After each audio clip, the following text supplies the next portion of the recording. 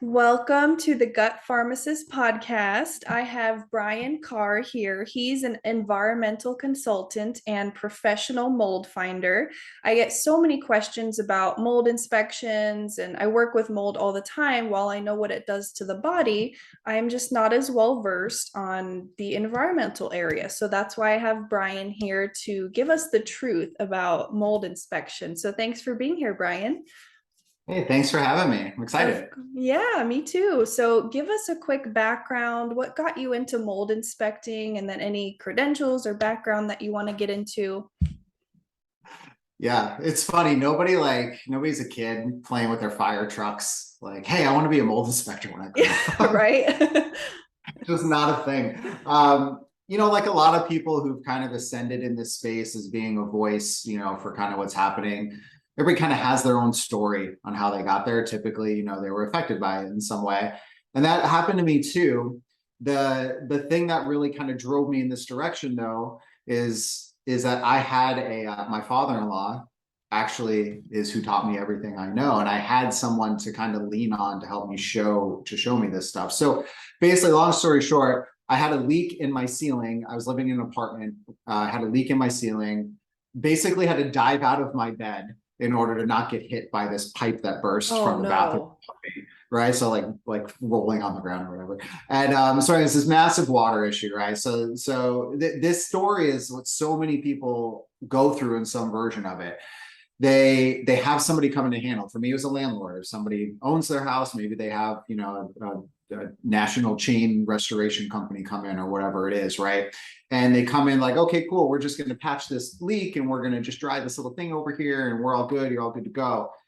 Well, the problem is that when you do that, you're not actually fixing the problem, right? And Right. so in afterwards, for a period of time afterwards, I started having reactions to stuff that was going on in my space. And it started minimal and it kind of like got worse and worse. It started then like skin stuff. So I started getting like kind of like eczema type of skin flare-ups. And then I was starting to get forgetful and things like, wow. I'm like, at that time, I don't know, 30, like this is not what's supposed to be happening right now, right? And Right. so the girl that I was dating, who's now my wife, at the time, just kind of started dating her, and she's like, hey, what you're talking about is really similar to some of the people that my dad works with, and her dad is somebody who does this for a living, right? Who's honestly one of the top names that there are, and his name's Mark Levy. So like if any doctors are out there, that people are working with doctors or whatever, I mean, at this point, you could probably say me, but before me, there was him, right? And Right. so, and anyway, so she's like, hey, you should talk to him, have him come check out your space. And so he does, right? And the landlord had like a local inspector come in. They do one air sample. They say everything's fine. They're out in a half hour. Mark spends 4 hours in my 800 square foot apartment. Wow. Um, Maps the whole thing out. There's 8 different source areas of mold issues that are in my space. The majority of them in my room where the issue actually happened. The water actually spread all the way to all of the walls and ran down all of the walls of my bedroom, but there was no visible staining, so nobody cared to look at it, right? Lo and behold, I'm literally sitting in a box that is covered in mold all the way around. And that's why all this stuff started hitting me a lot quicker. But the local inspector said an air sample in the middle of the room and everything was fine. And this is where I saw what was going on, right? And so anyways, he helped me kind of navigate the whole thing, right? So now we're kind of get that solution or that situation figured out. And I was actually I wanted to change careers at the time anyway. So I just wasn't really happy in what I was doing. And so it ended up being like, hey, what you did for me, this is amazing. I want to do this. This is so cool. Right. And he's like, all right, well, why don't you come shadow me, see what it's like or whatever. And then I see him do it for another person and another person. I'm following him in all these houses and apartments and stuff. Everybody's sick. Most of them have been gaslighted by some other inspector who doesn't know what they're doing. Most of them are being told that they're crazy and that this stuff can't be affecting them. You should take meds. It's insane. I'm like watching all this stuff go on. And it's like I just had like one of these moments. I'm like, I gotta do this. Like, this must be why I'm here, right? This must have been what happened. This must be why I'm here, and I'm gonna do this. And that's kind of how it happened and how it started. And it's been great ever since. Wow. So you were kind of pushed into it in a good way. It's your destiny. So I'm thankful that you're here. And you kind of touched on what some of your previous inspectors said. So my first question is not considering what you do, because what you do is very special and unique, but in what ways do most common mold inspectors look for mold? Well, honestly, they don't look for it. I think that's the biggest problem. So Mm-hmm. it's so funny, like their title, like they call themselves mold inspectors, they literally don't inspect anything. Right. So first red flag, if you have somebody who's coming in that's like looking for mold in your space and they're not actually looking at stuff and all they're doing is putting an air sample pump up in the middle of the room and then they're pushing a button and they're leaving in 20 minutes, you didn't have a mold inspection. You had an air sample collected that has a 70% fail rate in the way it was collected. That's what you had. So if you're listening to this and you've had this thing happen and your person told you there was no problem, well, 70% of the time there actually is a problem and they didn't really inspect your house. That is the biggest difference, right? And I think a lot of times the challenge with this industry, just in general, not only the people on like my side of the industry, but also the people that are out there trying to get somebody to come in and do something, is that we're talking about this invisible thing that you can't see, right? So, but that's not always how people think about it. They think about it like, if I don't have a whole bunch of black stuff all over this wall, then I don't have a mold problem, because all the commercials that I've seen from Clorox and Tide and all the people that make their mold cleaning products, they put massive things of mold on walls. Why do they do that? Because you have to sell a product and you can't visualize what you're selling on ultimately what's an invisible, inhalable thing that most people are impacted by. So you have all of these big companies that create this illusion that there's only a mold problem if it's like big and everywhere, and then our spray can fix it, right? So we've kind of like been trained, this is what a mold problem looks like. That's not what I mean, yeah, that is a mold problem. I mean, that's a problem, Right. but that's not what a real mold problem looks like, what a normal mold problem looks like. What it looks like is my baseboard's pulling off the wall a little bit for no reason. There's a little bubbling in the paint over here. Why does that look like that? Why is my cabinet under my sink like warping a little bit? None of Mm, those things have visible mold on them, but that's what a mold problem looks like. And mhm. so that's why that's the inherent difference, is that you don't have inspectors that are coming in and looking at every crack and every cranny and opening every sink cabinet and looking for the signs of hidden mold. They're walking in saying, do I see any mold? No. Cool. Check. Put an Right. air sample, 70% fail rate, but they don't know that. Cool. Says there's no problem. Out. And that's the inherent difference in what's going on. Yeah, and that's been my experience as well, and I was quite disappointed. So it's good that you're getting the word out there. This is a very common misconception that I get from my clients and just in general. So a lot of people think that new homes can't have mold, and that's usually the older homes. So can new homes have mold, and how? Yeah, they can. I want to preface this because a lot of times when I start, because the questions that always get asked are like, can this be a mold problem? Can this be mold? And I keep answering yes. And then by the end of an interview, it's like, I should just go live in the woods. Like Yeah. there's no Right. escape. Yeah. That's not the purpose, right? It's more about understanding what we're up against and kind of what the normality is of all of it. So then we can navigate it the right way, right? So that's really what it is. Can new homes have mold problems? Yeah, they totally can. So there's two main ways that a new place can have a mold problem. The one is the wood that they actually use to build the house had mold on it, right? So there's a lot of times in a new house, it's not that the house had like a water leak or a flood or something that went on and then the mold problem was created. It's the wood and the lumber was sitting out in the front yard and it was sitting in the mud and it happened to rain that day, or they were framing your house for 2 months and it rained 10 days out of the 2 months and they just left it there. And then all of a sudden you get mold growing on your stuff, right? It's a formula. It's water plus wood equals mold. I mean, that's what it is, right? So if you're building a house with building materials that have that there, then that's a problem. So then that brings up the question, well, what are you telling me, Brian? Like I can't go into a new house and like ever feel like I'm confident that there's nothing going on behind the walls. Because the reality is like, I don't know what's in the framing behind this wall. I have no idea. Never opened it. It was here when I moved in. So how do you know, right? The thing with this, and I actually do think that this is really important. I think when people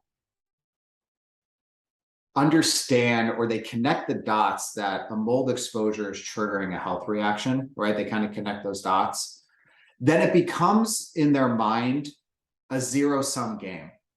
I must have zero mold or else I will be sick, right? And it becomes very black and white in that way.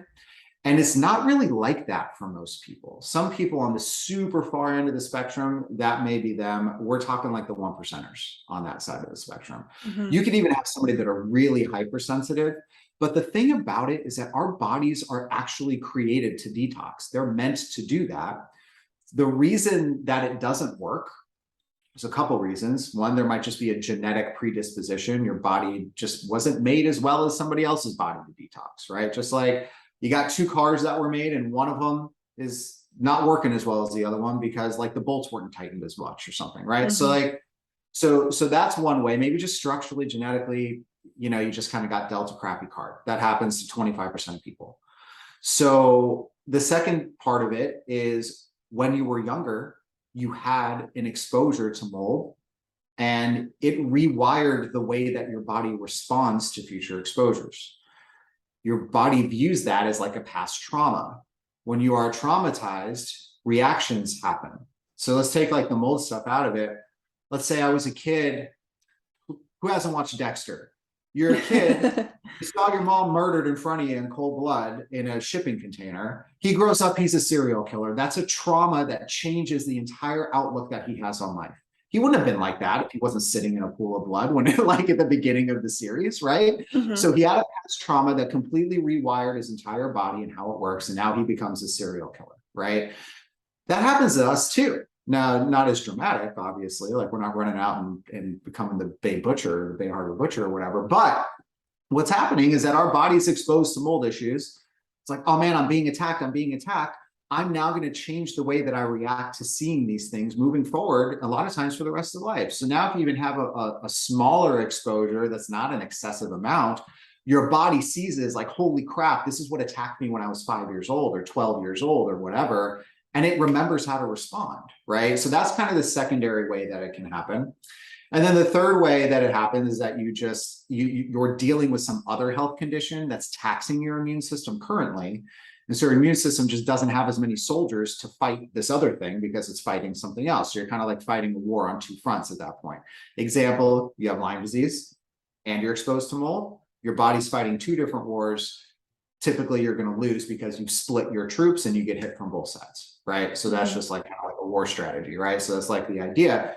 So this is why people react, okay? So when you get back to like a new house, the idea isn't that you can't ever be exposed to anything. If you think of your immune system like a funnel and you're exposed to stuff that triggers an immune response, right? Where your funnel's kind of shaped like that, right? So you pour in, and it's not just mold, it's other stuff. It's chemicals, it's cleaning products, it's off-gassing from building materials, it's the food that you eat, it's like all that stuff. It's all part of your body burden on what it needs to detox, right? You're pouring all this stuff in the top of a funnel, it all comes through and there's a bottom of the funnel and it would all come out the funnel. As it goes down in that downward slant, as it gets more towards a point at the bottom end of the funnel, that's the equivalent of your body running its detox process, its drainage pathways, it's whatever it needs to do to get it out, okay?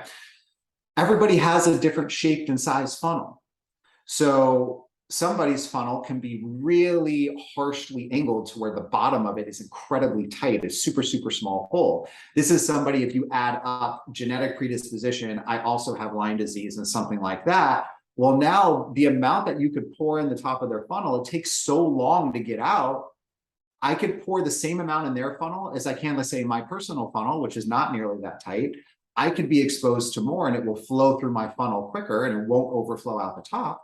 Whereas this other person, because the hole is so tight at the bottom, the funnel fills up, and it overflows at some point, okay? So the idea is never this zero-sum exposure game. We live in a toxic world. There's no way around it. Like you are going to be exposed to stuff. It's all about reducing your overall load to where you can hit an equilibrium with your body. That's what it's all about. It's about trying to figure that out. And everybody is different on what that means. So does that mean I can't move into a new house and not know what's behind every single wall? What if there's mold on this piece of framing? What if there's mold on that piece of framing? Don't freak out about it that way. That's not what it necessarily is. What I tell my clients a lot if they're looking to move, it's more about what does your current space look like? even if you're moving, we need to do a full inspection and assessment of your current space, because I need to know how much you're being exposed to. That's your baseline. Then wherever you go next, it better not be close to that. It should be less, right? Right. And if you can do that, then you're reducing load. And then, the way you fix this funnel is two things. You pour less stuff in the top, that's reducing your load. And then you work on your drainage pathways and your detoxification process and like all the other things that's on the medical side of stuff to open the bottom of it so your detoxing becomes more efficient. And if you inherently put less in the top and allow stuff to come out of the bottom a lot faster, that's where people hit that equilibrium. So it's a combination of environment plus what you're doing on the medical side that's helping to counteract that stuff. Such a great visual and explanation there. Thank you so much. I kind of say the same things, but certainly not as expert and detailed as you did. So thank you for that. I usually say we can't avoid the parasites, the toxins, the viruses, and all that. It's mostly just about individual terrain and reducing exposures as much as possible and trying to get your body to detox as best as possible. So you said that in a really detailed way. So thank you. We've been talking about homes. So are there other places that mold could be, like cars, workplaces, or other missed areas of mold? Yeah. I mean, listen, mold doesn't only live in your house. Mold is a thing that's existed forever. Right. Right. This is a lot of times this is like the counteract. Like if I come in and we find a lot of things and you have like, typically it's the female that's kind of reacting quicker just because genetically, and they have more fat and they absorb toxins quicker. There's like a lot of reasons for it. And then you have the husband or the spouse or whatever on the other side, the male on the other side, and they typically don't react as quickly. Right. So then you get like this thing of like, we find a bunch of stuff. The female in the house is sick, the male in the house is like, mold's been here forever. What are you doing? This isn't real, right? And you kind of like get into this whole thing. Yep. So it has been here forever. The difference is like when we were cavemen, we didn't have enclosed buildings that we lived in. There was airflow in our caves. There wasn't like all this extra paper and drywall and stuff we wrapped ourselves around. Like there's so many differences that like your exposure load is just different. But I lost my train of thought on the question. Oh, no, good. So hidden areas of mold. Yeah, well, so you're asking cars, work, other things. Yeah, right. So we're talking about mold as a thing that's been around forever. It's not just my house. It can be in multiple places. There could also be cross-contamination that occurs. So cars a lot of time get cross-contaminated because you have an issue in your house. You go sit in your car, you're wearing your clothes, you bring something from your car, from your house into your car, you put it in the back seat, you do whatever. So you can get cross-contamination in cars. What I try to do, because that can be very overwhelming for people. It's in my house, I brought it in my car, it's at my workplace potentially. What the hell do I do? Again, I'm going to go live in the woods. And I feel like a lot of the conversations are around understanding like priority and again, reduction, not complete avoidance, non-exposure, right? Like the goal is to avoid, but it's never a zero sum, like there's going to be nothing, right? So what you try to do is think about where do you spend the most time, and then you create your priorities on how you address those based on where you spend the most time. Your house is where you spend the most time, right? It's also where all of your restoration occurs in terms of sleeping and kind of that whole process happening as well. The house is the first primary thing to think about. Yes, you may have an issue at work.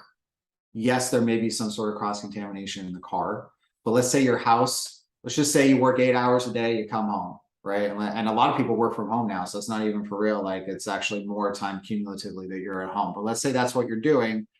You're 2/3 of the time at home, you're 1/3 of the time at work, and then maybe you're like a collective like 2 hours in that period in your car, right? So then you start thinking about like the amount of time you're spending in each place.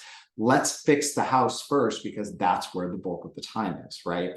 And if we start thinking about, again, this like balance of let's repair our body and reduce our exposure to the point where we meet it like an equilibrium with on both sides, then people can be potentially exposed to things in the future. I'm not saying everyone, some people react really hard for a long time, but other people, and I would actually probably say most people fall into this. Once you kind of get your body fixed to a certain level and you reduce your exposure to a certain level, you're now able to kind of do more normal things and not feel the mold hits as hard as fast. right? So Mhm. that means if your house is in a better space and you've been working on your body and your healing and your detoxing and your diet and the parasites and all the things that go along with it, and you got all that into a good spot, and then you have to go to work. Let's say you work 3 days a week in the office now instead of 5, right? And you have to jump in your car to go to work or whatever. The percentage of time that you're spending in those other spaces compared to where you are in your current space might be like 80-20 or something like that. So Mhm. that effectively means that you've reduced your exposure in where you spend 80% of your time to a point where you're balanced. You're going to see an improvement there. Now, how much it is individual, right? But to avoid the overwhelm that comes when you start talking about what mold can really be and this invisible thing is cross-contaminating everything, I just find it's really helpful to kind of like show it and think of it in kind of like these logical chunks like this, so we can wrap our head around it and try not to have like the anxiety and the overwhelm take over, because it's so easy for that to happen. Definitely. And I hear that all the time. Well, what the heck do I do? I'm just going to go live in the woods. And I tell them, well, mold is going to be there too. And even EMF towers are going to be there. So it's just, you can't avoid it. We just have to do the best we can. So, another common misconception, we have all these cleaning products that are geared towards killing off mildew. Is mildew and mold the same thing? Are they different? Tell us about mildew. It's the same exact thing. It's the same thing. Mm-hmm. I don't know this for facts, but I'm pretty sure that the word mildew was made up by the big box cleaning companies so they can sell products that do different things. I don't totally know that. I have nothing to like stand on or I've seen, but I just feel like, I mean, they literally create entire campaigns around a word that didn't exist. And now Mm-hmm. all of a sudden it's a thing, and mildew is mold, but they start normalizing. Here's the real damage that has done. I get it. They got to sell products. You got to create market, like whatever. But the damage that has done is this devalued the importance of quote mildew, right? To think that it's some sort of lesser thing that's not a problem. So now somebody inherently will look at something like, oh, that's just mildew. Now I inherently don't think that that's a significant problem. And in turn, this spray will let me just get rid of it. And then there's no like after effects or lingering effects because I have a product that was meant to get rid of a thing. And oh, it's not mold. Mold is bad news. It's not mold, it's mildew. You can do this, right? It's unfortunate that that's kind of happened, but we do need to understand that they are the same thing. And mildew is just like a nicer way of saying it. Right. And then you say this all the time, but all those cleaning products, the number one ingredient is probably water, which feeds mold. So there's kind of a contradiction there. So, what is your general approach with mold inspection? And I know yours is super special, but tell the audience kind of what makes your inspection a bit more unique than most. Yeah, I mean, it's like super logical. Everything that we've done, when you sit down and look at it, like, oh, that just makes sense once you understand how it works. Think of it this way. I use this analogy a lot. Mold's like a factory. Okay. So if you're driving down the street and you see a factory on the side of the road, okay, you're gonna see a factory, there's gonna be a building. You can't see inside the building. You don't know what's in there. But there's smoke coming out of the top of the building. Okay. That smoke creates air pollution.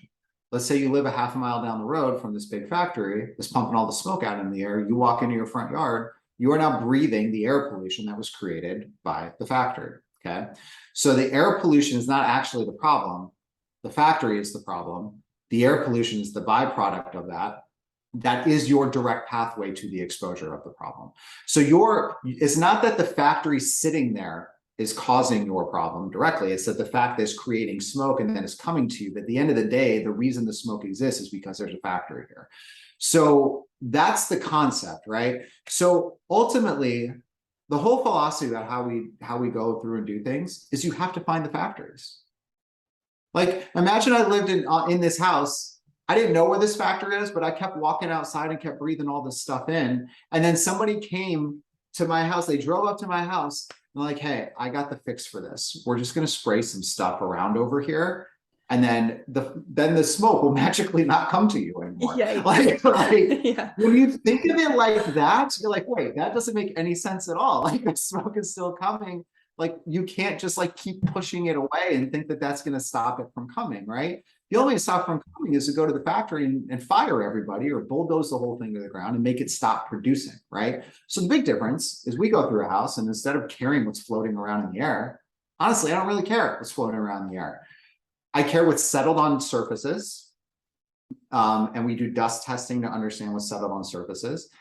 The reason I care about what's settled on surfaces, and there's a bunch of research studies that support this, is that surfaces are going to give you a more historical understanding of what's circulating through your house. Think of it. If you put an air pump in the middle of a room and take a sample for 5 minutes, which is what an air sample is, if I was in a room and completely still and not touching anything for like 24 hours, and then I like creeped in the room and I put this little air pump in there and I like went away and I pushed the button, nothing's going to come up on that sample. Right. If I was in like a 4-year-old's bedroom where they're jumping on this furniture and they're like knocking stuff all over the place, I did an air sample in there, that's going to be different, right? It's only 5 minutes. It could be the same room. I could come in that room later and walk around and get a different result than I did the first time. Air samples are a snapshot in time and in an airspace that constantly changes. So for us to think that we can grab like something out of an airspace that's constantly moving and changing and only look at it for 5 minutes out of the course of, let's say, a 24-hour day and think you're getting some real data on what's going on, again, just kind of backtrack and try to think of it logically. I live in my house all day.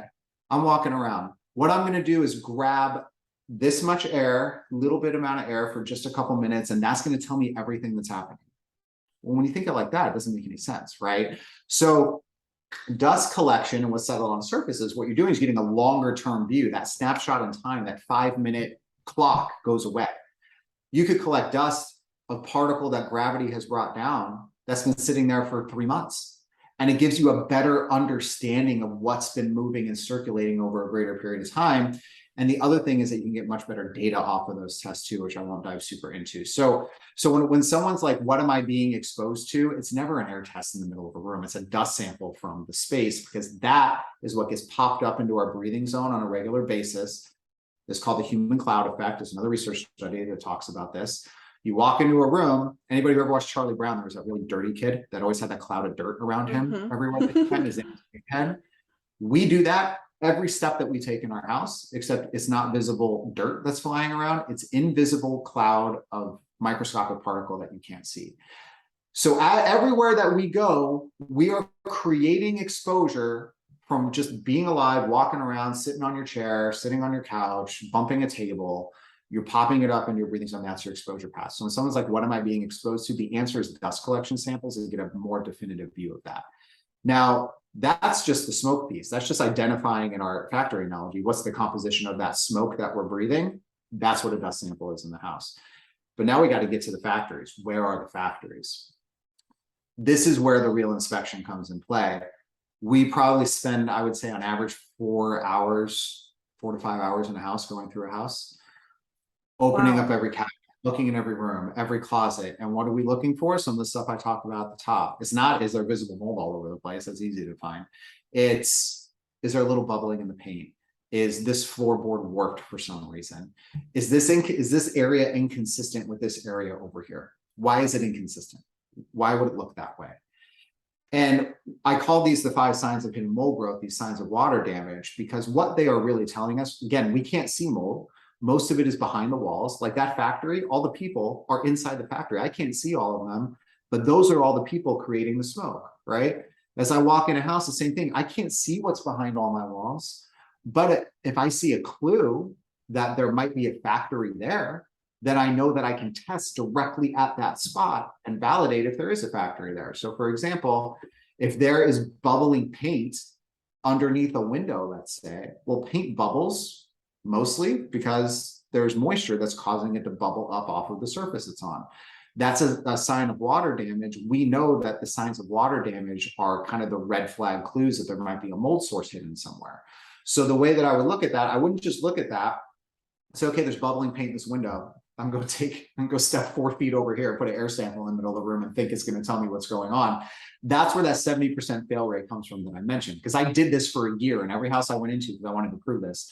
In that example, I did that. I walked 4 feet away, put an air sample up. But the other thing I did, which is the real way to do it, I did what's called a wall cavity test in the wall. Put a little hole in the wall about the size of a Sharpie pen, put a tube through the hole, and then attach that to an air sampling pump and collect air from behind the wall directly where the bubbling was on the front side of the wall. Okay. That's how you identify where the factories are. And over the course of the year that I did that, 70% of the time when there was an actual source problem in the wall, the air sample said there was nothing. So that's where that number comes from. Wow. So that's the difference in how we go through and inspect a space. It's all about where is the source. It's no different than medicine. Root cause. It's the exact Right. same thing. What is the root cause of the exposure problem? The root cause is wherever the mold sources are hidden. The exposure problem is the dust piece. You do have to address both of them, but you have to know why it started in the first place. Otherwise, it's going to keep happening. Yeah, and I also look for the root cause as well. So we kind of do the same thing in different ways. I love this. And a lot of people like to quote clean mold with bleach, peroxide. What's the problem with doing that? The problem is that mold grows, it has roots, it grows into things. Most of it actually starts in the backside of building materials and kind of works out to the front. So visually, think of it this way. Think of mold like an iceberg, okay? Cleaning mold is the equivalent of chopping off the top of the iceberg at sea level, so you don't see it anymore, okay? Let's say the Titanic's rolling by, right? Let's say they even, and you cut off the top of that. I mean, they even saw it and couldn't get around it, right? Because it was Right. that big of a problem underground. But if you didn't see it and just ran straight into it, that thing is going down even faster than it did, because the problem in a lot of times in a larger portion of it is still there and it's still hidden and it still works its way out of those building materials. So a lot of times what happens when you just clean the surface, you're getting rid of the visual, okay? You feel better because you don't see it there anymore, right? The problem is there's likely things behind the walls, under the surfaces. I mean, showers are such a good example of this. If you have mold growing in your grout in the showers, grout is porous. Water is getting into the grout. That's why mold is growing in the grout. You think the water just stopped at the grout and didn't go behind the tile? I mean, probably not, right? So then we start cleaning the grout in our showers, and we think when it's clean that there's no chance that there could be a mold problem anymore. I'm not saying every time there's a little issue in grout, there's a mold problem behind. That's not what I'm saying. What I'm saying is you have to think through the path of where the water would go. And if it's getting into the grout, it's reasonable to suspect it could be getting behind the grout too, and behind the tile, right? So then if you clean off the front, you could potentially solve a mold problem behind the tile, right? And so that's like an example of like cleaning the front versus what we're doing in the back. So, Brian, do we have to remove all those things with mold, or how would you address that? So in a way, yes. But again, this is one thing. It's like a clipper. Hi, Brian said I had to gut my whole house. It's not necessarily the thing. So the proper way to address a mold problem, there's only a couple surfaces that can be cleaned. Surfaces that are solid. It's the only types of surface that can be surface cleaned from a mold problem. Glass, metal, things like that, right?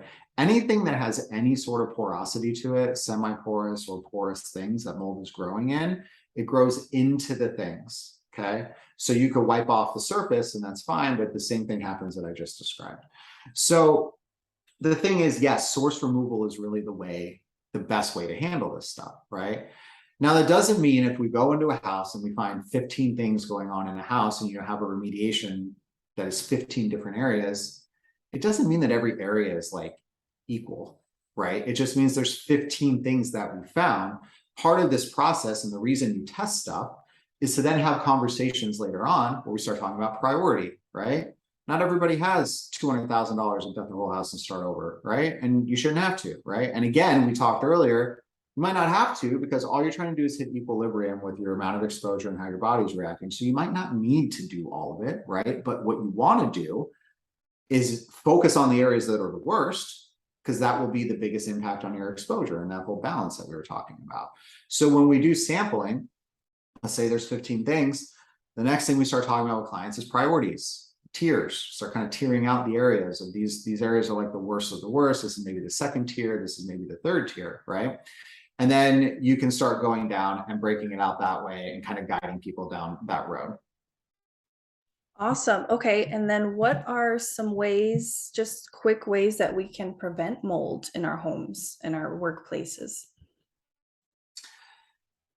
It's just being aware of water, honestly. Like mold doesn't exist without water. Our whole house and building is built of mold food. So like you can't really escape that piece of it, but it's being aware of the moisture and the water issues that are going on. The easiest thing, I mean, anywhere that you have water sources, just be aware of those places. Look at them regularly. Do they look different than they did before? Do they look different than something 3 feet over the other way? These are all things that can show you that there's a potential problem there. But then you start thinking, okay, how could I prevent something like this from happening, right? Instead of just watching it, how do I stop it from happening? So for example, like an area under a sink, you have a drip coming down and hitting the cabinet under the sink, gets in the cabinet, causes a problem. So like one thing that I've done is that I have basically like rubber kind of like sink protectors under every one of my sinks. So that way, if there is a drip or there is something that goes on, it gets stopped. It doesn't get to my cabinetry. It doesn't cause a mold problem, right? Showers. If you have stuff coming out of your tubs, then think about, oh, how can I keep water from coming out when I'm in the shower? Is it a different type of door? Is it being more aware where the curtain is placed? Things like that. Okay, thank you. And then, so you do inspections locally, obviously. Do you have any resources to help people virtually, like connecting them with other inspectors where they're at? We are everywhere. We are actually not local. We're a national company. So what we've done is that we've placed inspectors that I've trained myself in different areas of the country, and then they will fly to wherever they need to go. And all of their inspections are actually kind of streamed back to our home headquarters, where our lead consultants essentially guide the entire process along with our field inspector on site. So no matter where you live in Timbuktu and Omaha and wherever you are, we go everywhere. So yeah, that's definitely the way that we do it. Awesome. Good to know. So everyone across the nation can get your amazing services. So you gave us some great information that many people will benefit from. So my audience, please use Brian's resources. There's so much free, valuable information. And there's also an EMRI code to help you understand what your tests show. But again, that's only one part of the whole picture. So if you need help with mold illness, I work in this area all the time, but Brian does inspections, so that's a huge part of it. But thank you again for being with us, Brian. We really appreciate all this information. Yeah, thank you so much. And if anybody has anything, they go to yesweinspect.com. You can set up phone consults through there. Perfect. Thank you so much, Brian. Take care. Thanks.